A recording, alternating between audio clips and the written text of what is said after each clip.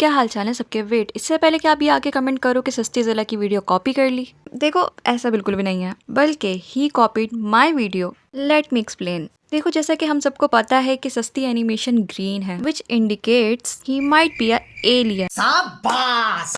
He might alien, और aliens के पास होती है टाइम मशीन, और मे बी खैर, बाकी सारी बातें लास्ट में करेंगे। अभी सीधा टॉपिक पर आते हैं। थंबनेल और टाइटल से तो आपको आइडिया हो ही गया होगा कि ये वीडियो किस बारे में होने वाली है। इस वीडियो को बनाने का मैं काफी टाइम से सोच रही थी, सो फाइनली। अच्छा, ये कोई रोस्ट वीडियो नहीं है, मुझे बस बदला ब्रदर की कुछ बातें इंतहाई गैर मुनासिब लगी, तो आज हम उसी पे बात करेंगे। वैसे आपको नहीं पता तो बदला ब्रदर एक रोस्टर हुआ करते थे इसलिए क्योंकि अब जो वो करते हैं वो रोस्टिंग तो बिल्कुल भी नहीं कहला सकती। एक टाइम पर मैं भी इनकी व्यूवर हुआ करती थी, काफी साल पहले, जब इनका कंटेंट एक्चुअली एंटरटेनिंग और फैमिली फ्रेंडली हुआ करता था। अब इनकी वीडियोस में मोस्टली आपको बॉडी शेमिंग, रेसिज्म, गालियां और वल्गर लैंग्वेज ही देखने को मिलेगी। कौन सा दिल है, कभी मुझ पे आ रहा है, कभी उस पे आ रहा है, फिर मुझ पे आ रहा है। अरे कहना क्या चाहते हो? ओए भरावा, तू अन्ना ते नहीं। पहला काम ये करो कि दर्जी बदलो, और दूसरा काम ये करो कि सोच बदलो। मतलब कि तुम्हें इस तरह की जिसामत पे अपनी गुरूर। पूरे व्लॉग्स में यही कंजरपूना और बगैरतपूना है, जिसको मैं ऑलरेडी 2 अल्फाजों में बयान कर चुका हूँ कि अपनी नुमाइश करना और प्राइवेसी बेचना। That's it.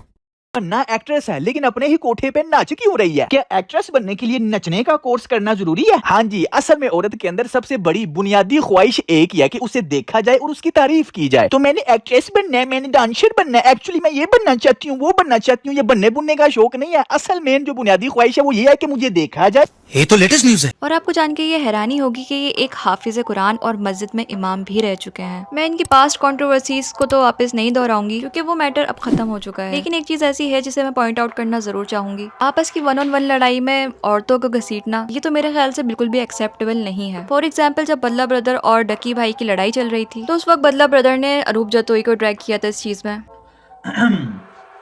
तो क्या चल रहा है आजकल? मैं हूँ आपका फेवरेट यूट्यूबर अरूप का बंदा, जो कि मेरे ख्याल से काफी अननेसेसरी था, क्योंकि मेरा नहीं ख्याल कि जब आपकी 1-on-1 किसी से लड़ाई चल रही हो तो आप उसकी वाइफ को बीच में ड्रैग करो। एनीवेज, हम इनकी कुछ रीसेंट वीडियोस देखेंगे। इन भाई साहब को मिसोजिनिस्टिक स्टेटमेंट्स देना और औरतों की बुराइयां करना काफी पसंद है। इनका मसला ये है कि जो गलत करते हैं सिर्फ उसे कॉल आउट करने की जगह ये सारी औरतों को उस चीज के लिए अक्यूज कर देते हैं। औरत के अंदर सबसे बड़ी बुनियादी ख्वाहिश एक ही है कि उसे देखा जाए और उसकी तारीफ की जाए। तो मैंने एक्ट्रेस बनना है, मैंने डांसर बनना है, एक्चुअली मैं ये बनना चाहती हूँ, वो बनना चाहती हूँ। ये बनने बुनने का शौक नहीं है। असल में जो बुनियादी ख्वाहिश है वो ये है कि मुझे देखा जाए। मेरे ख्याल से तो बिना किसी अब्यूसिव लैंग्वेज और गालियों के भी आप कॉल आउट कर सकते हैं। एक हदीस में हमारे प्यारे नबी ने फरमाया, मुसलमान को गाली देना फिस्क है, यानी नाफरमानी, बुरा कहा गया इस चीज को। मेरा नहीं ख्याल कि मुझे ये बात किसी हाफिज कुरान या फिर मस्जिद में इमाम रह चुके इंसान को बताने की जरूरत है। मसला पता है क्या? गाली और अब्यूसिव लैंग्वेज यूज करने वाले क्रिएटर्स की मोस्टली ऑडियंस टीनेजर होती है, जो इन सब चीजों को कूल समझती है। अब प्लीज आके कोई ये मत बोलना कि तुम्हें नहीं पसंद तो तुम मत देखो। भाई, बात मेरे देखने की है ही नहीं। बात यह है कि ऑलरेडी पाकिस्तान में चीप किस्म के यूट्यूबर्स की कमी नहीं है, जिनकी वीडियोस में बातें कम और रोस्टिंग के नाम पे गालियां ज्यादा होती हैं। और मसला सारा यही है कि इस तरह के कंटेंट की ऑडियंस मोस्टली यंग टीनेजर्स होते हैं और वो इमेच्योर होते हैं। और ऐसे में जो YouTubers already family friendly videos बनाते थे वो भी इस तरह के कंटेंट बनाने लगे, तो जस्ट इमेजिन इसका इम्पैक्ट किस हद तक की न्यू जनरेशन पर पड़ सकता है, जिसके नतीजे में टीनेजर्स के ऐसे ऐसे केसेस सामने आते हैं जिनको देखकर दिल दहल जाता है। इंतहाई अफसोसनाक खबर मौसूल हो रही है कराची से, जहां पे बताया जा रहा है कि 1.5 साल बच्ची हैवानियत का शिकार हुई है। कराची के इलाके कायदाबाद में 7 साल बच्ची की बोरी बंद लाश मिलने के वाक़े का मुकदमा दर्ज कर लिया गया है।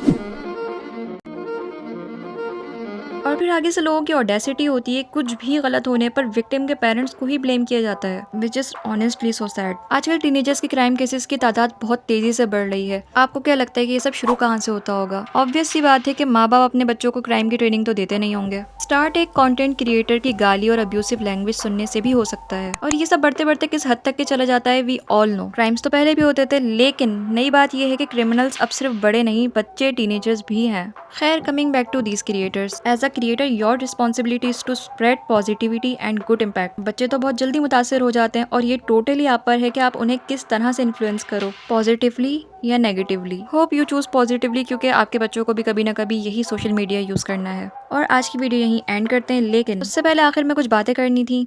मैं जानती हूँ it's been almost 5 months since I upload my last video. असल में कभी कभी ऐसा होता है ना कि आपके अंदर वो क्रिएटर वाली स्पिरिट नहीं होती, वैसा ही कुछ मेरे साथ हो रहा था। मैंने पता नहीं कितनी बार रिकॉर्डिंग की और एडिटिंग भी शुरू कर दी, लेकिन मैं खुद इस वीडियो से सेटिस्फाई नहीं होती थी, तो इस वजह से फिर मैं उस वीडियो पर काम करना बंद कर दी थी। ऐसा मल्टीपल टाइम्स हुआ, so I finally give up and मैंने सोचा कि कुछ टाइम का ब्रेक लेना ज़्यादा बेहतर रहेगा। Now I am here and I will try my best कि मैं कंसिस्टेंट रहूँ, और अभी तक की वीडियो देख रहे हो तो थैंक्स फॉर वॉचिंग।